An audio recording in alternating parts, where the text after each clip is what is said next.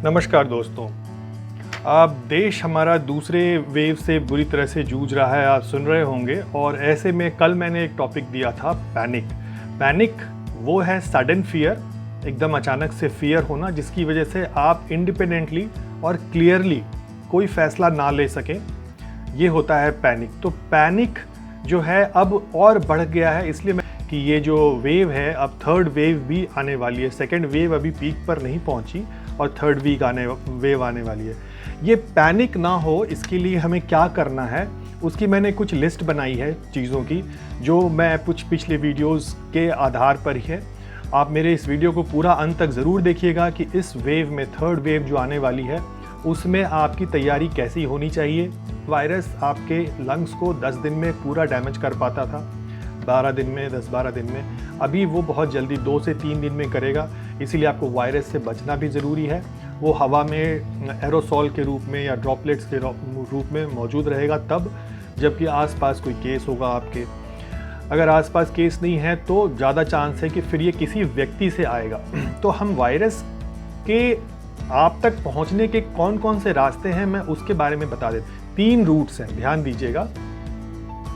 मुंह, नाक और आँख, इन तीनों में ऐसे टिश्यूज़ होते हैं, म्यूकस बोलते हैं। उस टिश्यूज़ के उनमें सेल्स होते हैं बेसिकली, और उन सेल पे ACE2 इनहिबिटर्स होते हैं। ये रिसेप्टर्स होते हैं जिन पे आकर के ये वायरस आके चिपक जाता है। तो इन तीनों चीज़ों को हमको बचाना है। तो आपको जो सबसे इम्पॉर्टेंट टूल मैं आपको बताने जा रहा हूँ वो है ये इस तरह का स्विमिंग ग्लास का गॉगल्स।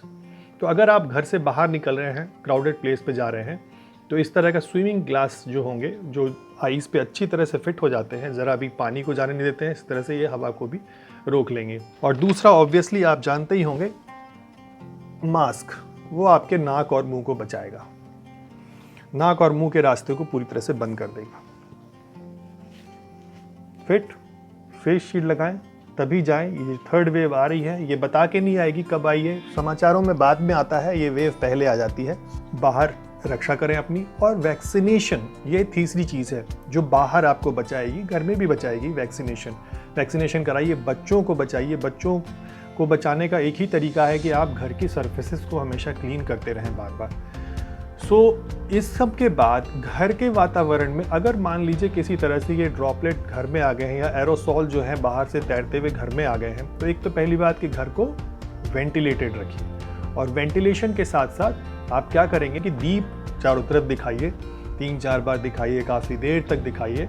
अगर किसी व्यक्ति ने प्रवेश किया है अंदर, जिसने खांसा या छींका है या तेज बोला है, हंसा है, तो ऐसे करके आप उसको शुद्ध कर सकते हैं। एरोसॉल्स में जो भी कण होंगे वो उसमें अग्नि में, वो फायर में पूरी तरह से जल जाएंगे। तो ऐसा करने से आपका घर हमेशा शुद्ध रहेगा। कपूर जला लीजिए किसी चीज़ में, तो आप वैसा करेंगे तो ये चीज़ रहेगी। बाहर की रक्षा आपकी 3 चीज़ें कर रही हैं।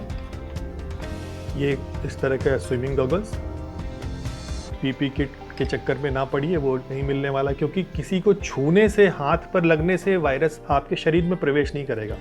इसको कोई दूसरा छू लेगा और वो इसको छू करके नाक और मुंह में अगर उसने लगा लिया, टच कर लिया, तो वायरस वहाँ पर स्थिर रहेगा। और इंक्यूबेशन पीरियड अब चूँकि थर्ड वेव में बहुत फास्ट होगा, बहुत तेज़ी से ये फैलेगा। तो आपको ये ध्यान रखना है कि छूने से प्रॉब्लम नहीं है, किसी वस्तु को आपने छू लिया तो, लेकिन आपका हाथ उसके बाद पूरी तरह से धुल जाना चाहिए। आपके कपड़ों में लगा है तो वो कपड़ा सीधे सीधे आगे धुल जाना चाहिए, किसी भी घर के सरफेस को टच किए बगैर। तो ऐसा करते हैं तो आप एक तो ये सरफेसेस को पहले आपने डील कर लिया, सारे सरफेसेस, बाहर के सरफेसेस, उनको साफ रखना है आपने। और आपको 3 चीज़ों को बचाना है बाहर में, और घर में आपको वायु को शुद्ध रखना है। ठीक है, तो इन सारी टिप्स के साथ अगर आप तैयार हैं, आपकी तैयारी अच्छी है, और स्टीम करते रहिए। स्टीम से वायरस मरता नहीं है। मैंने पहले भी वीडियो में बताया है कि वायरस का लोड जो है वो कम हो जाता है, इसलिए 2 बार स्टीम कीजिए। जो म्यूकस टाइट हो जाती है हमारे नाक और मुंह की, वो थोड़ी सी ढीली हो जाएगी।